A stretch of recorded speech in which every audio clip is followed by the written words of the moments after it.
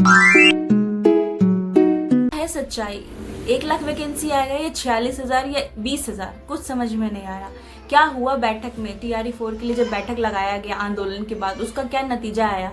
और नतीजा आया भी है कि 20,000 वैकेंसी आएगा। तो अब क्या करें? क्या सिर्फ TRE 4 के भरोसे रहें या आगे कुछ और देखें? अब क्या करना चाहिए, क्या नहीं करना चाहिए, आगे हम किस चीज़ की प्रिपरेशन कर सकते हैं इसके साथ, वो चीज़ को मैं इस वीडियो में आपको बताने वाली हूँ।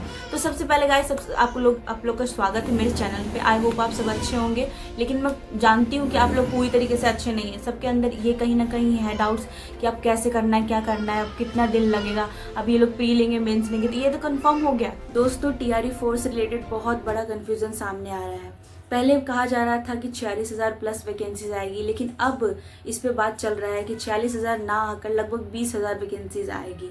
ये सरकार के जो सरकार ने बैठक की है अभी हाल ही में, मिथिलेश तिवारी और CM के साथ बैठक हुआ है, उसमें कहा गया कि वैकेंसी को 20,000 कर दिया गया है, 20,000 लगभग आएगा। तो ये सब सुन के तो स्टूडेंट बहुत ज़्यादा परेशान है। जितने भी एस्पिरेंट है सब यही सोच रहे हैं कि मतलब कि क्या चल रहा है हमारे साथ, क्या हो रहा है। कोई बच्चा जो है 1 साल से तैयारी कर रहा है, कोई 2 साल से कर रहा है।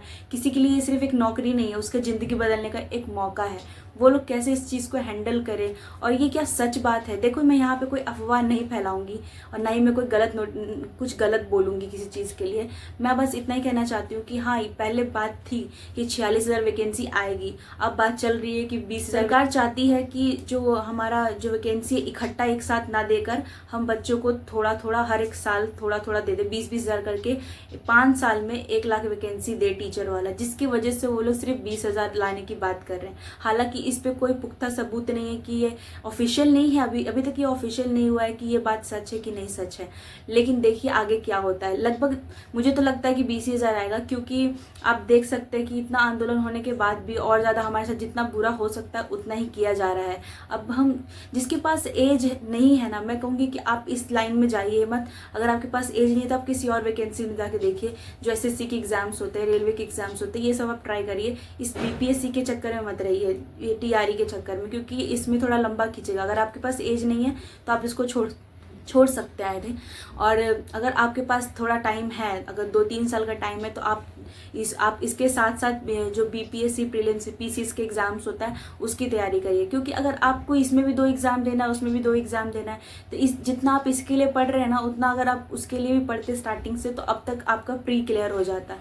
तो पता है क्या दिक्कत है कि सब लोग यही सोच रहे कि अब नोटिफिकेशन कब आएगा, और जैसे जैसे जितना इंतज़ार कर रहा है बच्चे, उतना ये लोग वैकेंसी भी कम करते जा रहे हैं दिन पे दिन। पहले 1 लाख था, फिर 46,000 हुआ, अब बोल रहे 20,000।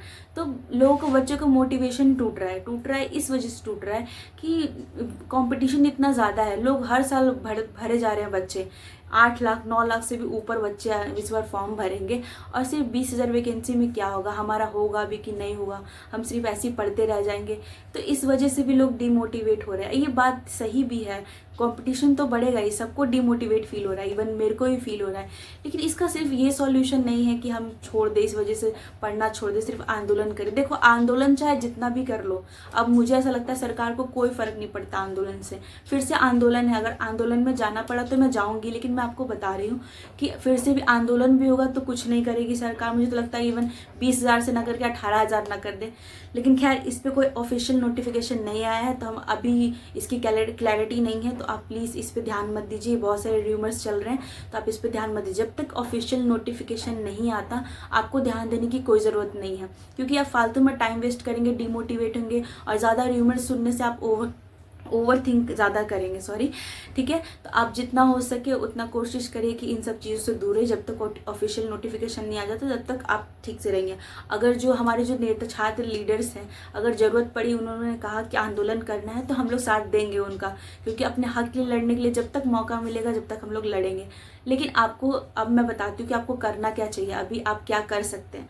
आप प्लीज़ आप जाके, अगर आपके पास टाइम है 2-3 साल का, तो आप PCS की तैयारी करिए, क्योंकि वो बहुत अच्छा ऑप्शन है। क्योंकि अगर आप PCS की तैयारी करेंगे तो आप अगर मैथ अगर वीक है तो उसमें मैथ की रिक्वायरमेंट उतनी नहीं होती है। मैथ्स अगर वीक है फिर भी चलेगा, ठीक है, तो आप उसकी तैयारी कर सकते हैं। आप इसके साथ साथ, मैं ये नहीं कह रही इसको छोड़ दीजिए, इसके साथ साथ उसकी भी तैयारी करिए, क्योंकि वैकेंसी बहुत कम है और डिमांड बहुत ज़्यादा है वैकेंसी की। तो हो सकता है कि इसमें हम लोग लड़खड़ा जाए तो इसका मतलब बहुत सारे लोग गलत रास्ता चूज़ करते। तो मैं यही कहूँगी कि गलत चूज़ करने से अच्छा आप उससे बेटर ऑप्शन चूज़ करके रखिए।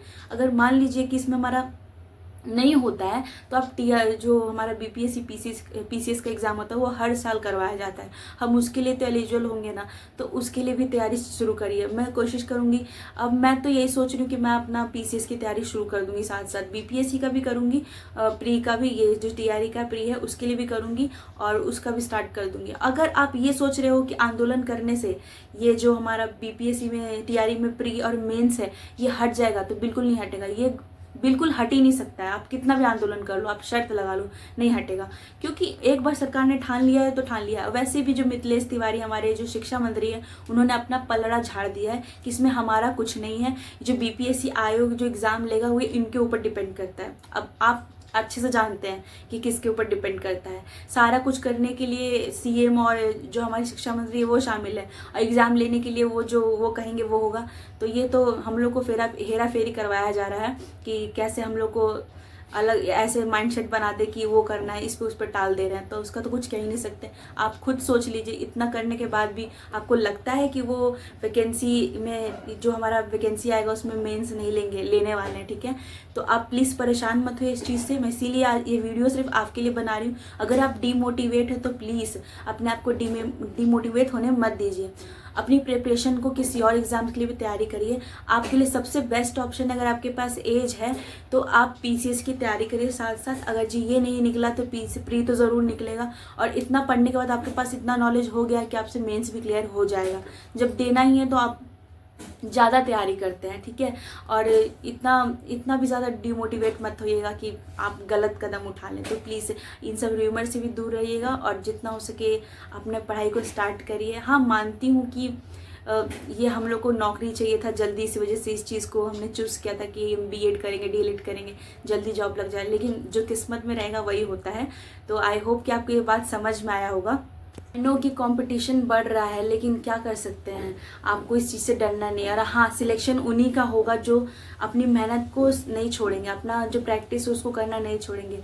क्योंकि सिलेक्शन लेने के लिए आपको अंत तक लड़ना पड़ता है, अपने पेशेंस के साथ लड़ना पड़ता है, अपने माइंड के साथ लड़ना पड़ता है, अपने दिल के साथ लड़ना पड़ता है, और अपने आप के साथ भी लड़ना पड़ता है।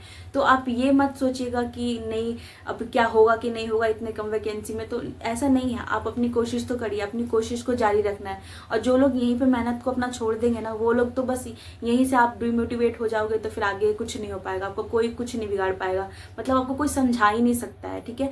तो आप जितना हो सके, आप ऐसा नहीं कि अभी हम लोग कोशिश नहीं करेंगे, हम कोशिश करेंगे। अगर जो आंदोलन करने की ज़रूरत पड़ी तो हम आंदोलन करेंगे, हम साथ देंगे, और जितना बन सकता है हम लोग से हम उतना आंदोलन करने की कोशिश करेंगे और अपने हक के लिए लड़ेंगे। कि आपको जो तैयार करना है, आपको जो मॉडल तैयार करना है, आपको ईयरली करना है या फिर मंथली करना है, आपको जो करना है आप करिए। पर प्लीज़ टीआरई 4 से तो ये जितने भी ताम झाम है इस टीआरई 4 के लिए छोड़ दीजिए। आपको अगले वैकेंसी से जो करना है, आपको 20,000 का टारगेट रखना है हर साल की। ये मॉडल तैयार करते 20,000 देंगे वैकेंसी, इससे क्या होगा कि हर साल वैकेंसी आएगा, ज़्यादा हौच पौच नहीं होगा, ज़्यादा दिक्कत नहीं होगा। लेकिन मैं कहती हूँ कि प्लीज़ टीआरई में 4 में तो मत लागू करिए। हम लोग 2 साल से इंतज़ार कर रहे हैं और बहुत सारे लोग इंतज़ार कर रहे हैं, प्रेशर झेल रहे हैं, मार खा रहे हैं, आप सब देख चुके हैं कितना पिट चुके हैं सब लोग। उसके बाद भी आप सिर्फ 20,000 वैकेंसी, मतलब ये कहीं का भी न्याय नहीं है। मैं कहना चाहती हूँ कि आप हम पे इतना अत्याचार कर ही चुके हैं, तो प्लीज़ थोड़ा सा दया भी कर दीजिए कि इस बार 46,000 ही दे दीजिए। आपने 1 लाख का वादा किया था, ठीक है, आपने फिर 46,000 बोला, मान गए हम लोग कि चलो 46,000 है, उसमें भी मान जाएंगे। लेकिन अब 20,000, मतलब इसका मतलब समझ रहे हो क्या है कि पीआरटी में लगता है 1,000 से 1,500 के बीच है, इतना ही आएगा। मतलब उसमें क्या होगा, पीआरटी वाले 6 से 7 लाख 8 लाख लोग हैं और आप सिर्फ 20,000 वैकेंसी में 1,000 2,000 सिर्फ पीआरटी के लिए। तो क्या मरे हम उसमें घुस के?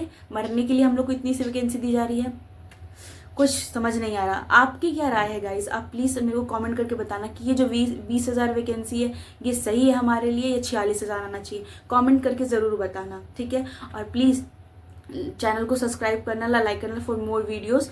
और हाँ, मेरे से ऐसे जुड़े रहिए। मैं आगे आपको जितने भी अपडेट्स है और जितनी स्ट्रैटेजी है और मैं क्या करने वाली हूँ अपनी लाइफ से जुड़ी, जो मैं पढ़ाई करती हूँ, मैं सब शेयर करूँगी और कोशिश करूँगी कि मैं आप सबको हम लोग अपना हक लेके रहे।